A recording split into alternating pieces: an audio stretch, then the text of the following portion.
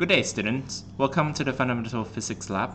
Today's lab is going to be on the topic of Optics 02, the concave and the convex lenses. So, the convex lens, the concept of the lenses are very similar to the curved mirrors that you've learned from last class, Optics 1. So, in this class, we're going to be using the reflection of the light rather than the reflection of the light.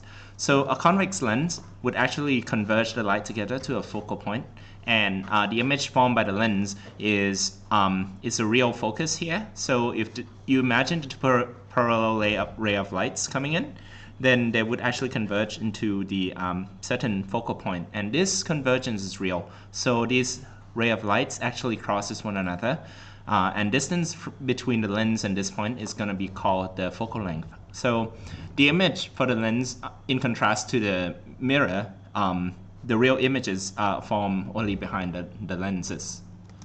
Okay, so in similar fashion to the concave mirrors, the convex lens actually form the image when you put the image right in front of the focal length. So if the image, if the object is right in front of the focal length, then the image will be formed behind the lens. So the image being formed behind the lens, if it forms from the real ray of lights crossing one another, then you would actually form a real image. So in this case, it's going to be a real image which is inverted in height because the ray of light can actually converge. However, you put the object in front of the focal point, then this ray of light would come in and it would diverge. However, if you trace back the direction of the ray, it would happen as if there's an image in front of the mirror of the lens. So this kind of tracing would form what you call the virtual image. So the ray of lights doesn't actually cross, but if you look at it from this side, it would seem that like the object is actually sitting here. The image would actually be sitting here. So this is when you have the virtual image, and this virtual image is when an image is formed in front of the lens. So again, if u is the object distance and if v is the image distance, then 1 over u plus 1 over v equals 1 over f. You can always use this equation. For a convex lens, the f is real. So since this is converging lens, so the f is real, so you can use the positive number on the f. Alright, and for a convex lens, you can actually create an image if the image is placed behind the focal point. So if the object is placed behind the focal point and the image formed behind the focal point, then you can actually measure the distance between the image location versus the magnification. So if the image location is at the focal point, it means it's about to create like a virtual image. But as you increase the distance u up, then the image distance would be increased, and from there the magnification would be increased to 1 whenever v and u is 2f. So as you reduce v, then as we approach the focal point, then the magnification goes to 0. And if you increase v, then the focal point increases. So by making this plot of magnification versus the object distance, you could theoretically form what is f just from drawing this line. So the line would be the intercept, the x-intercept of this graph. So the concave lens. For the concave lens, you would actually have the light coming in here, and concave lens are the lens that would diverge the light instead of having them tracing back and crossing on an actual point. So so this lens would actually diverge the ray of light, and then the back tracing of this ray of light would come to a crossing at point f prime, which is the virtual focal point. So this virtual focal point, since it's not real, then you use the negative f as this focal distance. So this focal length is going to be an imaginary focal length because the ray of light would never converge on a certain point because this thing is actually diverging.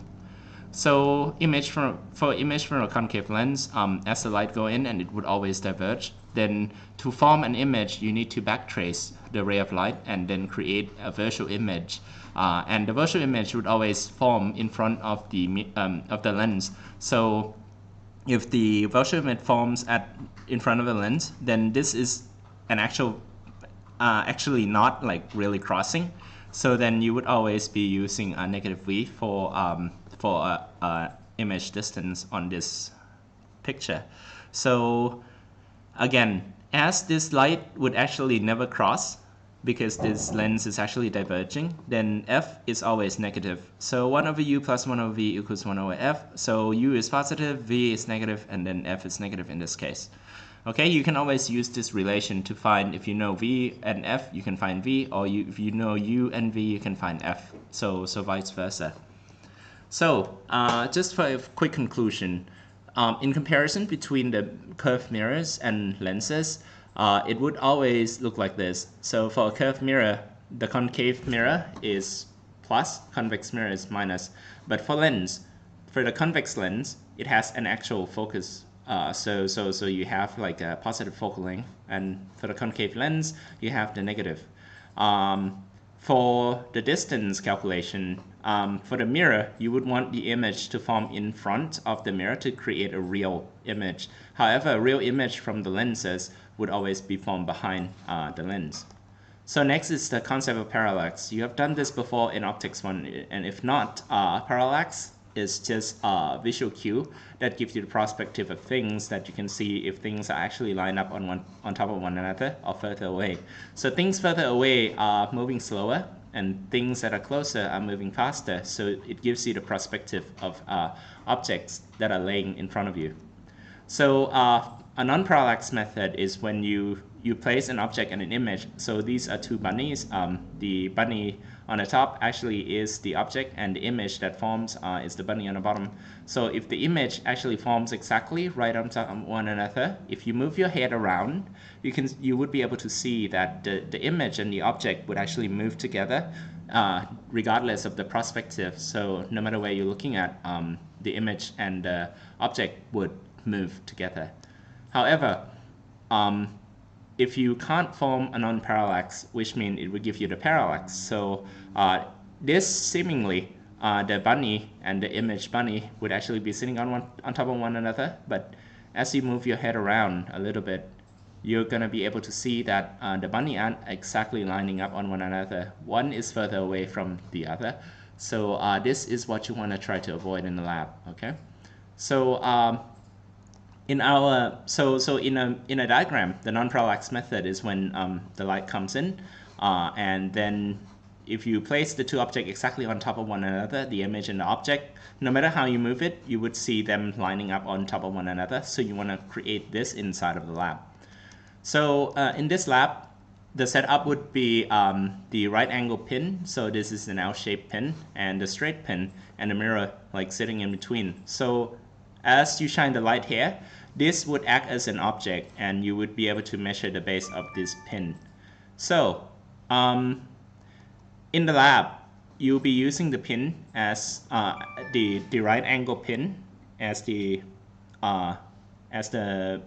image.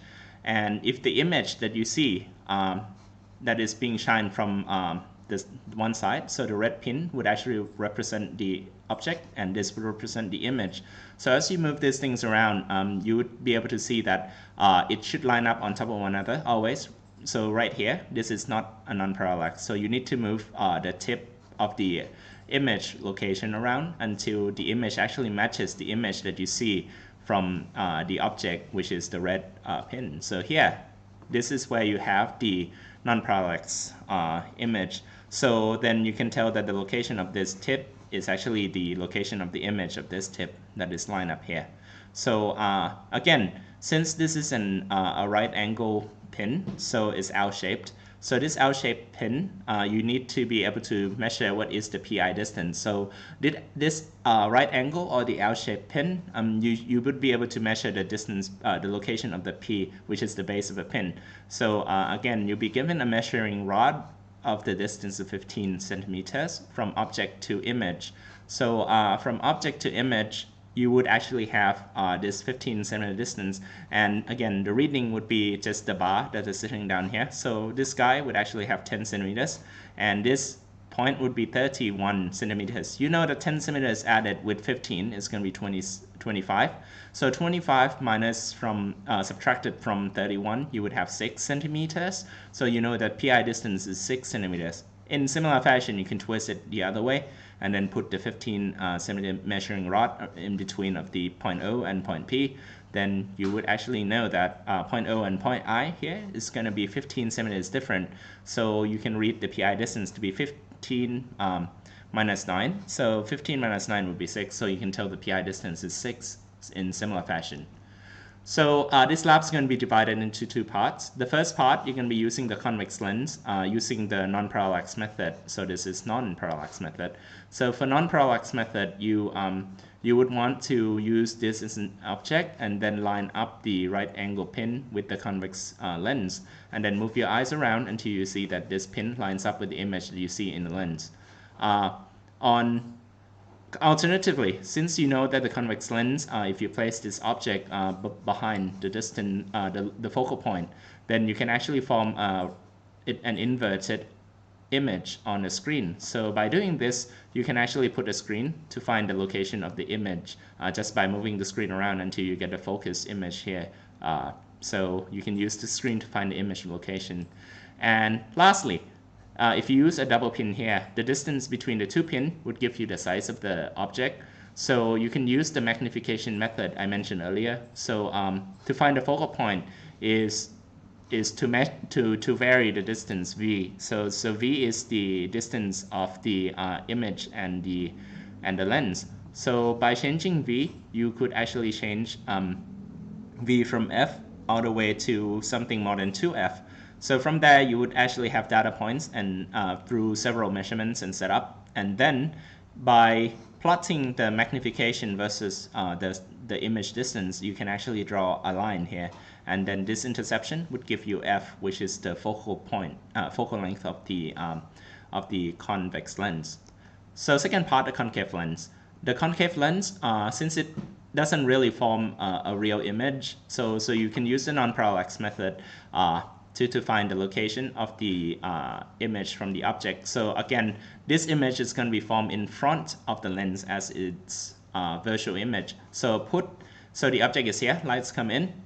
By putting the PI rod here, you can actually find this location where the image from a red pin actually lines up with the tip of the L-shaped pin. So from there, if you line up the point I with whatever image you see with the non-parallax method, then you can actually measure the distance v from this. Note that the distance v formed by this method is going to give you a negative v as is sitting in front of the lens.